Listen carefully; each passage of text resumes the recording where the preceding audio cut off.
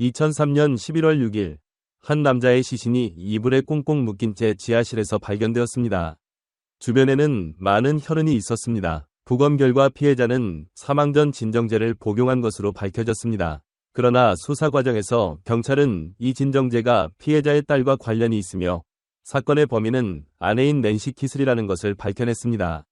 이 여자는 왜 남편을 살해했을까요? 2003년 중반에 미국으로 돌아간 낸시 키슬은 전기 수리공인 마이클 델 프리오레와 외도를 시작했습니다. 그는 버몬트에 있는 키슬의 집 전기 배선을 수리한 사람이었습니다. 아내의 외도를 의심한 은행원 로버트 키슬은 탐정을 고용하고 낸시의 컴퓨터에 감시 소프트웨어를 설치했습니다. 낸시의 증언에 따르면 부부는 이후 언쟁을 벌였고 심지어 폭력을 행사하기도 했습니다. 그 무렵 로버트는 이혼 절차를 진행하며 자녀 양육권을 얻으려고 했습니다.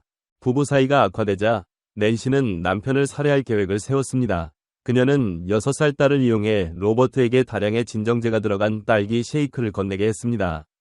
딸이 집을 나간 후 낸시는 집안의 장식품을 사용해 남편을 때려 죽이고 시신을 카펫에 말아 창고에 숨겼습니다. 약이 효과를 발휘하고 아이들이 아파트를 떠난 후 낸시는 남편을 살해했습니다. 그런 다음 그녀는 시신을 카펫에 말아 파크뷰 아파트의 창고에 숨겼습니다. 체포된 후 낸시는 자신이 남편을 죽였다고 자백하며 5년 동안 가정폭력의 피해자였다고 주장했습니다. 그녀는 반복적인 강간과 동성 성관계를 포함한 폭력의 피해자라고 주장했으며 로버트가 자주 술과 코카인을 남용했다고 말했습니다.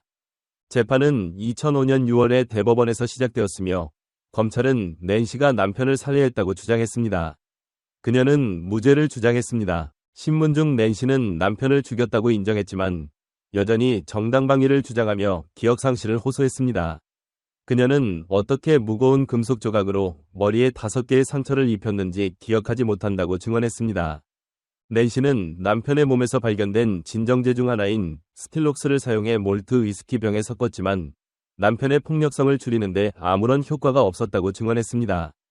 그럼에도 불구하고 낸시는 홍콩에서도 같은 시도를 했다고 인정했습니다. 하지만 그녀는 병바닥에 남은 잔여물을 보고 약이 들어간 술을 버리고 새 병을 사서 사용했다고 증언했습니다. 키슬의 이웃인 앤드류 탄저는 그가 쉐이크를 맛본 후 졸음이 오고 결국 의식을 잃었다고 증언했습니다. 낸시는 그 쉐이크를 자신의 아이와 방문한 아이를 위해 만들었지만 약을 넣지는 않았다고 주장하며 아이들이나 다른 누구에게도 해를 끼치지 않았다고 부인했습니다. 낸시 키슬에 대한 사건은 마이클 런 판사 앞에서 진행되었습니다. 65일간의 재판 끝에 2005년 9월 1일 5명의 남성과 2명의 여성으로 구성된 배심원단은 8시간의 심의 후 만장일치로 유죄를 선고했습니다. 그녀는 종신형을 선고받았습니다. 키슬은 2008년 4월에 자신의 판결에 항소했습니다. 그 청원은 법원에 의해 기각되었습니다. 그 후 그녀는 2010년 1월 12일에 최종 항소 법원에 항소를 제기했습니다. 사건은 1월 21일에 앤드류 리 대법원장을 포함한 5명의 판사 앞에서 심리되었습니다. 변호인단은 검찰이 소문을 포함한 부적절한 증거를 사용했고 배심원에 대한 초기 지침에 문제가 있다고 주장했습니다. 2010년 2월 11일 최종 항소법원은 유죄 판결을 취소하고 재심을 명령했습니다. 키슬은 보석을 신청할 수 있었지만 결국 신청하지 않기로 결정했습니다. 키슬은 2010년 3월 2일 단일 살인 혐의로 다시 기소되었으며 재판은 2011년 1월 10일에 시작될 예정이었습니다. 변호인은 2003년 11월 2일 밤 로버트가 이혼 소송을 제기할 것이며 그녀가 아이들을 돌볼 능력이 없다고 말했다고 주장했습니다. 변호인은 또한 그녀가 오랜 기간 동안 신체적, 성적 학대를 받아왔다고 주장했습니다. 낸시는 살인 혐의를 부인했지만 책임 감소와 도발을 근거로 과실치사 혐의를 인정했습니다. 그녀는 한 TV 수리공과 외도한 사실을 인정했으며 검찰은 남편이 사망한 후 그녀가 미국으로 도피하려고 했으며 남편의 $1,800만 자산을 상속받을 계획이었다고 주장했습니다.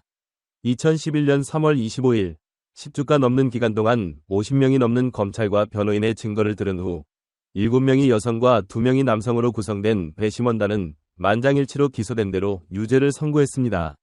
그녀는 종신형을 선고받았습니다. 2014년 4월 24일 최종 항소법원은 2011년 재판의 유죄 판결에 대한 항소를 기각하고 키슬의 변호사의 주장을 기각했습니다. 변호인은 검찰이 재심에서 그녀가 정신질환이 없다고 배심원에게 말한 것이 잘못되었고 재판 판사가 배심원에게 잘못된 지침을 제공했다고 주장했지만 최종 항소법원은 이 주장이 잘못되었다고 판단했습니다.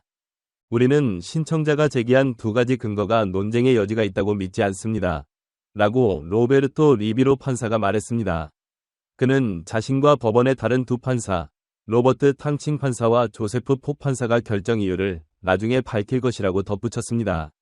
2003년 키셀의 살인사건은 조 MC 기니스의 논픽션 책 네버 이너프의 주제가 되었습니다.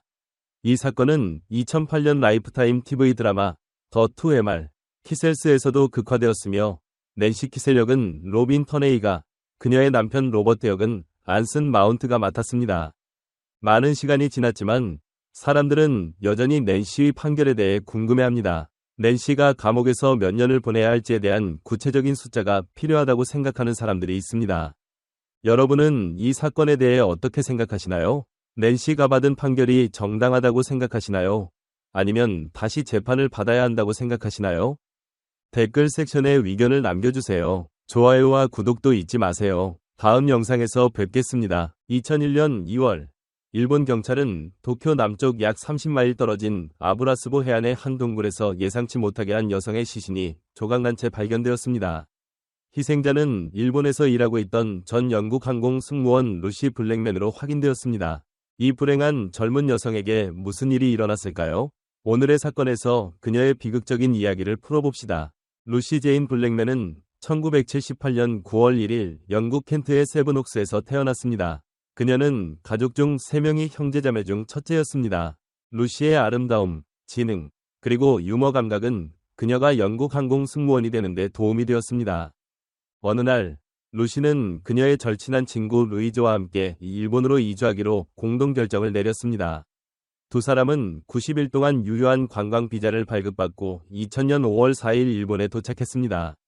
루이즈의 설명에 따르면 비자 제한에도 불구하고 루시는 빚을 갚기 위해 도쿄의 번화한 로폰기 지역에 있는 활기찬 클럽 카사블랑카에서 호스티스로 일하게 되었습니다. 카사블랑카에서 루시의 호스티스의 일은 남성 고객들과 술을 마시고 대화를 나누는 것이었습니다. 키가 크고 서양의 금발머리로 독특한 외모를 지닌 루시는 일본 고객들의 주목을 쉽게 끌었습니다. 루시의 새 직업은 호스티스가 매달 여러 차례 도안 세션에 참여해야 한다는 의무가 있었습니다. 도안이란 클럽 고객이 클럽 외부에서 호스티스와 만나는 대가로 비용을 지불하는 유료 동행을 의미하며 보통 식사, 영화 관람, 대화를 위해 이루어집니다. 그러나 이 관행은 매춘이나 기타 심각한 문제로 이어질 수 있습니다. 2000년 7월 1일 루이즈는 친구 루시가 남성과의 데이트 후 신비롭게 사라지자 걱정하기 시작했습니다. 다음 날 루이즈는 아키라 타카기라는 남자에게서 전화를 받았습니다. 그는 루시가 한 종교에 가입하여 훈련을 받고 있다고 주장했습니다. 그는 대략 이런 식으로 말했습니다. 어쨌든 그녀는 우리 기숙사에 머물고 있습니다. 그녀는 새로운 생활 방식에 적응하고 배우고 있습니다. 이번 주에 그녀가 흡수해야 할 것이 많습니다. 루시를 방해하지 마세요. 루이즈는 이 상황을 즉시 루시의 가족에게 알렸고 그들은 곧바로 도쿄로 날아가 루시를 찾기 시작했습니다. 그러나 일본 경찰은 실종 신고를 받았을 때 특히 루시의 직업을 알게 된 후에는 무관심하고 비협조적인 태도를 보였습니다. 경찰은 이런 상황의 여성들이 종종 남자친구와 함께 발리나 태국 같은 곳으로 도망쳐 조사를 회피한다고 설명했습니다. 포기하지 않기로 결심한 루시의 아버지는 루시를 찾기 위한 공공 캠페인을 시작했습니다. 그들은 마침 도쿄에 있던 영국 외무장관 로빈 쿡의 도움을 구했습니다. 영국 총리 토니 블레어가 7월 13일 G8 정상회의 참석차 일본을 방문하면서 일본 총리 고이즈미 주니치로와의 회담에서 루시의 실종 사건을 언급한 후 일본과 영국 언론도 이 사건에 대해 큰 관심을 보이기 시작했습니다. 이러한 압박으로 인해 일본 경찰은 행동에 나설 수밖에 없었습니다. 그해 9월까지 150명 이상의 일본 경찰이 동원되어 루시 블랙맨을 찾기 위해 수색에 나섰습니다. 그러나 당시 일본에서는 폭력 범죄가 상대적으로 드물었고 경찰력도 심각한 범죄를 처리하는데 완전히 준비되어 있지 않았습니다. 심지어 위문의 전화 발신자를 추적하는데도 몇 달이 걸렸습니다. 루시와 동행했던 남자에 대한 단서는 그의 깔끔한 옷차림, 유창한 영어, 그리고 그가 루시를 해안가로 데려갔다는 사실이 있었습니다. 이 정보는 많은 여성들에게 요지 또는 쿠지라는 다양한 이름과 연관된 남자를 떠올리게 했습니다. 그는 아마도 그들을 해변가의 아파트로 데려가 클로로포름이나 약물을 사용해 무력화시킨 것으로 알려졌습니다. 대부분의 피해자들은 다음 날 아침 혼란스러운 상태로 그 장소를 떠났고 자신들이 강간다했을 가능성이 높다는 것을 알았지만 가해자를 신고할 증거가 없었습니다. 루시가 실종된 후에야 비로소 이 사건들을 경찰에 신고하기로 결심했습니다. 경찰이 이러한 증언을 모으는 데 시간이 걸렸지만 결국 3개월 후 용의자가 체포되었으며 그의 이름은 오바라 조지였습니다. 이 악마는 1952년에 태어났으며 일본 원주민이 아니었습니다. 오바라 조지는 김성종이라는 이름으로 태어났고 그의 부모는 일본으로 이주한 한국 이민자들이었습니다. 조지가 어릴 때 그의 아버지는 성실하고 끊임없는 노력으로 병수집가에서 부동산과 게임 아케이드 상점을 포함한 상당한 자산을 보유한 부유한 사업가로 변모했습니다. 가족이 부유해진 후 조지는 명문 사립학교에 다녔고 오사카의 게이오 대학에 직행으로 입학했습니다. 그곳에서 그는 정치학 및 법학 학사 학위를 취득했습니다. 아버지가 사망한 후 조지는 막대한 재산을 상속받고 일본 국적을 공식적으로 취득했습니다. 부동산 투자 덕분에 조지는 점점 더 많은 재산을 모았습니다. 그러나 많은 재산과 상당한 재산에도 불구하고 그는 많은 악습과 나쁜 습관에 빠졌습니다. 조지는 서양 여성들을 굴욕적으로 대하는 경향이 특히 두드러지며 이는 그에게 자신의 계급을 주장하는 비틀린 방식으로 여겨졌습니다. 조지가 체포되었을 당시 그의 타락한 행위를 기록한 400개 이상의 테이프가 압수되었습니다. 이 녹화물에서는 조지가 조로 가면을 쓰고 의식을 잃은 여성들을 침대로 끌고 가서 결박한 후 최대 12시간 이상 지속되는 성폭행을 가하는 모습이 담겨 있었습니다. 그러나 경찰은 루시와 관련된 어떠한 영상도 발견하지 못했습니다. 수사 과정에서 조지의 범죄를 상세히 기록한 노트도 발견되었습니다. 그는 자신의 행위를 정복 게임으로 묘사하며 여성들을 자신의 욕망을 충족시키기 위한 대상으로 여겼습니다. 몇 주간의 신문 동안 조지는 모든 혐의를 부인하며 자신에 대한 모든 비난이 근거 없다고 주장했습니다. 그럼에도 불구하고 가나가와에 있는 그의 고급 아파트 이웃들은 그가 인근 해변에서 콘크리트에 손을 묻히고 삽을 들고 돌아오는 것을 목격했다고 경찰에 알렸습니다. 이것이 경찰이 루시 블랙맨을 찾는 데 도움이 될 중요한 단서일까요? 그리고 실제로 2021년 2월 9일 루시 블랙맨의 시신은 가나가와현 미우라의 해안 동굴에서 조지 오바라의 아파트에서 불과 몇백 미터 떨어진 곳에서 발견되었습니다. 불행한 소녀의 시신은 절단되어 콘크리트에 감겨 있었고 부패가 심해 사망 원인을 규명할 수 없었습니다. 기소장에 따르면 조지는 블랙맨에게 진정제가 들어간 음료를 먹인 후 자신의 아파트에서 그녀를 강간하고 살해했습니다. 그러나 범인은 계속해서 무죄를 주장하며 블랙맨이 사망한 약물은 그녀가 자발적으로 복용한 것이라고 주장했습니다.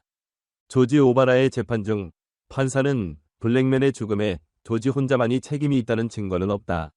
그러나 피해자와 피고인이 그녀의 실종과 그 후의 죽음 전에 함께 있었다는 것은 분명하다고 말했습니다. 결국 판사는 결정적인 증거가 부족하다는 이유로 조지를 무죄로 판결했습니다. 루시 블랙맨 살인 사건에서 오바라를 무죄로 판결한 결정은 대중의 광범위한 비판을 받았습니다. 검찰은 루시 사건과 관련된 새로운 법의학 증거를 바탕으로 판결에 항소했습니다. 2008년 12월 16일 항소법원은 조지를 납치, 시신 훼손 및 유기 혐의로 유죄를 선고했지만 살인 혐의는 무죄를 선고했습니다. 조지의 변호사는 항소를 제기했으나 2010년 12월 일본 대법원에서 기각되었고 살인범에 대한 종신형이 확정되었습니다. 루시 블랙맨 사건을 면밀히 취재한 영국 기자 리처드 로이드 페리는 이 사건을 바탕으로 어둠을 먹는 사람들이라는 책을 썼습니다. 루시의 가족과 친구들의 스인을 받아 그는 도쿄의 밤문화의 숨겨진 이면을 파헤쳤습니다. 2023년 7월 말 실종, 루시 블랙맨 사건이라는 제목의 다큐멘터리 영화가 개봉되었습니다. 영화 제작자들은 유사한 비극이 다시는 일어나지 않기를 바라며 책임 있는 자들이 법적 처벌과 도덕적 책임을 피하지 않기를 바라는 강력한 메시지를 전하고자 했습니다. 화려하고 현대적인 도쿄의 활기찬 발전 속에서 반짝이는 외관 뒤에 여전히 어두운 구석이 존재할 것이라고는 아무도 예상하지 못할 것입니다. 세상에는 로폰기와 같은 이웃들이 얼마나 많으며 루시 블랙맨 사건과 유사한 예기치 않은 위험에 직면한 소녀들이 얼마나 많을까요? 아마도 우리는 결코 진정으로 알 수 없을 것입니다. 이 사건에 대해 듣고 나서 여러분의 생각은 무엇인가요? 댓글 섹션에 의견을 공유해주세요. 채널을 좋아하고 구독하는 것도 잊지 마세요. 이 영상을 시청해주셔서 감사합니다. 다음 에피소드에서 뵙겠습니다.